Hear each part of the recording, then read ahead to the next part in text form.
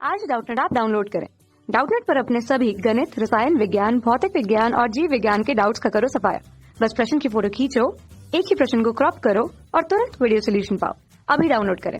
Hello दोस्तों, प्रश्न दिया गया है एक वाई समांतर प्लेट संधारित्र की धारिता 9 माइक्रोफैरेड है। दोनों प्लेटों का पृथक्करण डी है। ठीक है, अब दोनों प्लेटों के बीच दो परावैद्युत माध्यम भर दिए जाते हैं। एक माध्यम का परावैद्युतांक के बराबर 3 है तथा मोटाई d/3 है। ठीक है, तथा दूसरे माध्यम का परावैद्युतांक के बराबर 6 है तथा मोटाई 2d/3 है। संधारित्र की नई धारिता होगी। विकल्प दिया गया है।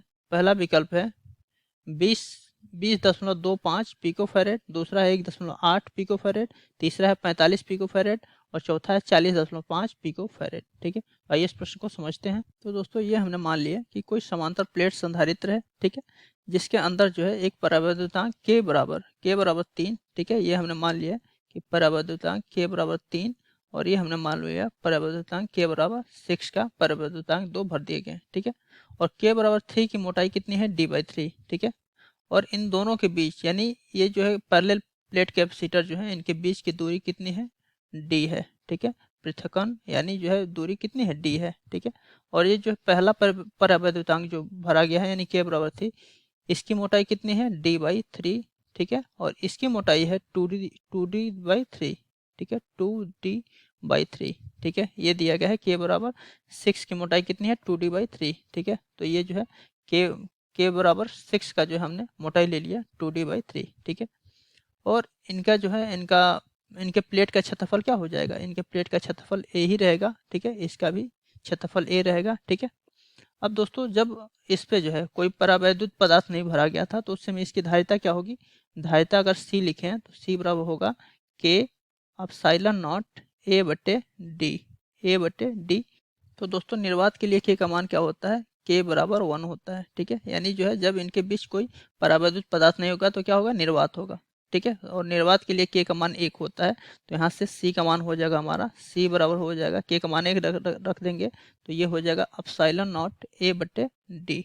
ठीक है, इसको समीकरण 1 बना लेते हैं। ठीक है, अब दोस्तों, जब इसमें जो है परावैद्युत पदार्थ रख देंगे, ठीक है, तो ये देख रहे हैं कि दो दो जो है श्रेणी क्रम के कैपेसिटर बना रहा है यानी संधारित्र बना रहा है।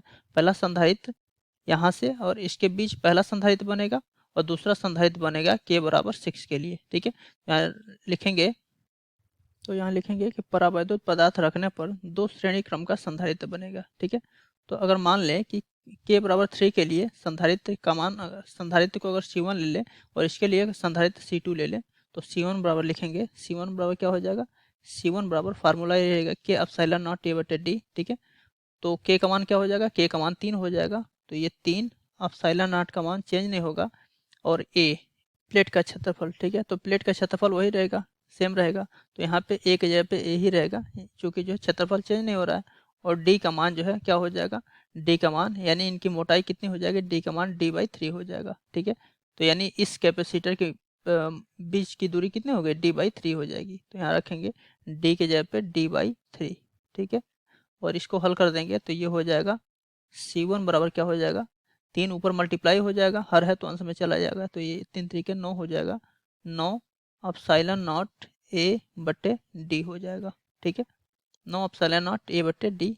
और इसको हमने क्या लिखा था, ये एप्सिलॉन नॉट a/d किसके बराबर, सी के बराबर। तो इसको लिख सकते हैं C1 बराबर क्या हो जाएगा 9c। ठीक है, इसको समीकरण 1 बना लेते हैं। ठीक है, अब दूसरे संधारित्र की बात करते हैं। दूसरा संधारित्र के बराबर 6 के लिए बनेगा। ठीक है, तो दूसरा संधारित्र C2 के लिए हम लिखेंगे C2 बराबर फार्मूला ये रहेगा एप्सिलॉन नॉट के a/d। ठीक है, तो एप्सिलॉन नॉट या के एप्सिलॉन नॉट, तो के का मान 6 है, 6 एप्सिलॉन नॉट a/, ये तो चेंज नहीं होगा, प्लेट का क्षेत्रफल जो है चेंज नहीं होगा। और डी का मान क्या है, डी का मान होगा 2d/3। ठीक है, तो ये हो जाएगा हमारा 2d/3। ठीक है, और इसको थोड़ा सा हल कर देंगे तो ये हमारा हो जाएगा, 2 से काट सकते हैं इसको, 2 3 6 3 12 में। ठीक है, तो ये जो C2 बराबर क्या हो जाएगा, ये हर है तो अंश में चला जाएगा यानी 3 3 9 फिर ऊपर हो जाएगा, सॉरी। तो ये हमारा हो जाएगा 9 एप्सिलॉन नॉट a/में क्या हो जाएगा d। ठीक है, और एप्सिलॉन नॉट बटे डी किसके बराबर था, सी के बराबर, तो यहाँ से C2 हो जाएगा C2 बराबर 9C, ये भी जो है 9C के बराबर हो गया। समीकरण 2 बना लेते हैं। ठीक, अब दोस्तों ये दोनों संधारित्र C1 और C2 दोनों श्रेणी क्रम में है। ठीक है, तो और श्रेणी क्रम में तुल्य धारिता क्या होती है, 1/C बराबर 1/C1 प्लस C2। ठीक है, तो अगर तुल्य धारिता को हम 1/C डैश ले लें, ठीक है, तो 1/C डैश बराबर क्या हो जाएगा, 1/C1 प्लस 1/C2, ये किस में होता है, श्रेणी क्रम में। ठीक है, तो यहाँ से हो जाएगा हमारा 1/C डैश बराबर 1/C1 का मान क्या है 9C, यह 9C है, और C2 का मान भी जो है 1/9C के बराबर है। ठीक है, अब ये हमारा हो जाएगा 2/9C हो जाएगा। ठीक है, और ये किसके बराबर है, C डैश के। ठीक, तो यहाँ से C डैश बराबर हो जाएगा 9C बटे में 2।